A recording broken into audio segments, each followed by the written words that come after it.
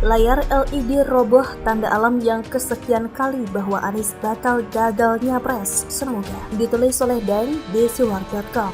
Sebelum kita lanjut, jangan lupa subscribe dan nyalakan loncengnya agar Anda menjadi yang pertama mendapatkan informasi dari jurnal terupdate. Anies memang licik, sudah mulai curi start, padahal pemilihan presiden masih belum waktunya. Masa kampanye untuk Pilpres masih harus menunggu jadwal yang sudah direncanakan. Tapi saya paham kenapa Anies sejak saat ini sudah mulai tebar pesona. Apalagi Anies sudah menganggur, maka inilah waktu yang tepat untuk tebar pesona daripada tidak ada kerjaan. Anies berusaha memanfaatkan masa penganggurannya untuk menebarkan kata-kata manis. Kata-kata itu adalah modal semata. Namun meski demikian mayoritas rakyat sudah muak dengan apa yang telah Anies perbuat selama ini. Jakarta adalah tempat magang bagi Anies untuk merusak. Maka kalau cita-cita Anies bisa tercapai, Indonesia menjadi target berikutnya, yaitu merusak Indonesia. Waspadalah. Tidak kebayang jika Anies membawa sumber resapan di semua provinsi yang ada di negeri ini. Selain menyedot anggaran, juga merusak tanah-tanah yang ada, dan juga bisa membahayakan nyawa orang-orang yang lewat. Ngeri. Lalu proyek IKN atau Ibu Kota Negara Baru pun akan bisa terbengkalai. Namun sebelum terbengkalai, Anies merangkainya dengan kata-kata sehingga proyek ini bisa mangkrak. Ada banyak alasan yang bisa Anies kemukakan kalau IKN di Kalimantan ini mangkrak, kecuali mungkin ada grup perusahaan Caplin yang mendapatkan proyek di IKN ini. Mungkin bisa tetap jalan, tetapi tetap tidak optimal, hanya ala kadarnya saja. Jadi tidak benar-benar serius, tidak akan berjalan sesuai rencana yang telah digagas Presiden Jokowi dan tim. Selama ini Anies tidak ada prestasi yang bisa dibanggakannya, maka cara terbaik yang harus dilakukannya untuk bisa meraih cita-citanya menjadi presiden adalah menebarkan kata-kata sejak dini. Sebagaimana ahli propagandis yang menjadi pendukung Hitler bernama Paul Joseph Goebbels, dengan konsep kebohongan besarnya itu. Prinsip dari teknik si Paul Joseph itu adalah menyebarluaskan berita bohong melalui media massa sebanyak mungkin dan sesering mungkin, hingga kemudian kebohongan tersebut dianggap sebagai suatu kebenaran.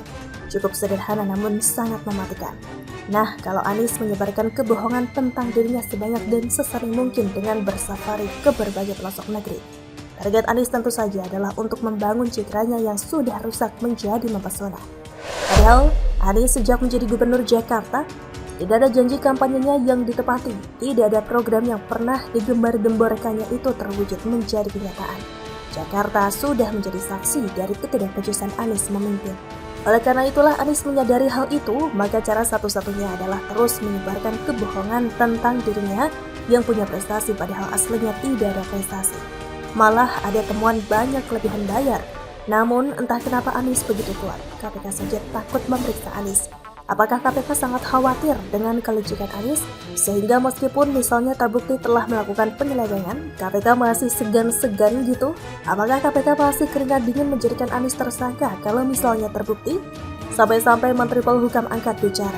Anies sudah mulai memanfaatkan waktu berpromosi diri sedini mungkin.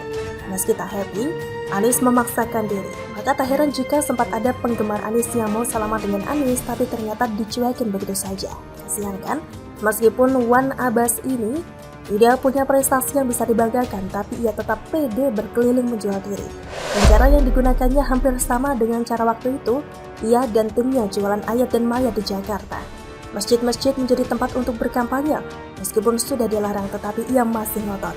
Dan beberapa waktu lalu, si Wan Abbas ini pun menghadiri acara Maulid Habib Syekh. Habib Syekh menegur dengan sangat jelas bahwa acara Maulid adalah acara suci, bukan acara Pilpres. Ternyata si Wan Abbas ini pintar ngeles. Ia benar-benar memaksa diri memanfaatkan setiap momen acara keagamaan untuk mencitrakan dirinya. Sungguh berbahaya. Namun, ada beberapa kejadian yang dikaitkan dengan tanda alam.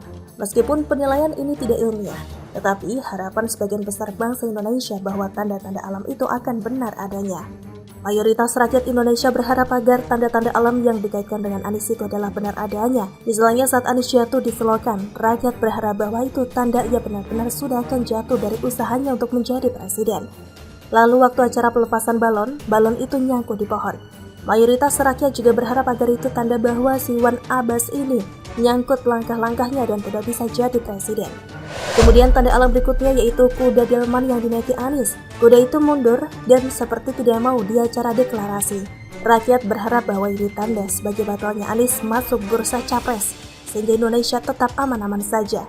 Tanda alam berikutnya adalah robohnya layar LED yang berukuran 2x3 meter di Sampang, Madura. Jadi ketika Anies mau datang ke pondok pesantren At-Taroki Desa Tanggumong, layar LED yang ada di parkiran itu roboh dan mengenai sebuah mobil dan motor. Padahal menurut warga setempat, bahwa layar LED itu kuat dan kokoh, tapi kok begitu mau datang Anies, roboh. Apakah itu pertanda bahwa mayoritas rakyat Indonesia sangat tidak mengharapkan Anies jadi presiden? Dan kalaupun dipaksakan, maka akan terjadi bencana yang bisa merobohkan negeri ini? Hal ini bisa masuk akal sebab Anies akan melakukan segala cara dalam memimpin. Bahkan ia akan patuh dengan Tuan Besar Mama Rika untuk mengeksploitasi negeri ini. Sangat mengerikan, negeri ini bisa digagalkan demi kepentingan asing itu. Jika Anies dipaksakan menjadi presiden, maka akan banyak terjadi bencana alam dan huru-hara. Selain karena Anies tidak bisa kerja, akan banyak para garong yang senang punya pemimpin seperti Anies. Anies pura-pura tidak tahu dan membiarkan para garong itu merampok uang negara, asal dilakukan dengan sangat licik. Kalau tidak licik, ya tanggung sendiri. Yang jelas Anies sudah membuka peluang para garong itu kan? Huru-hara juga bisa terjadi karena kebijakan yang dikeluarkan Anies ketika jadi presiden justru tidak untuk rakyat mayoritas. Malah Anies akan mengeluarkan kebijakan-kebijakan yang menurutnya out of the box, tapi ternyata keblinger. Maka disitulah rakyat mengamuk dan terjadilah chaos. Mungkin saat itu akan bersatu antara Kadrun dan Cebong ya, karena Kadrun yang sudah kecewa ternyata baru sadar bahwa Anies ini antek-antek Mama Rika atau antek asing. Kadrun akan sadar bahwa ternyata Anies memang tidak bisa memimpin negara, justru malah merusaknya dengan sangat parah. Sungguh mengerikan ya, bagaimana menurut Anda? Tulis di komentar, mari bantu sebarkan agar waspada sejak ini.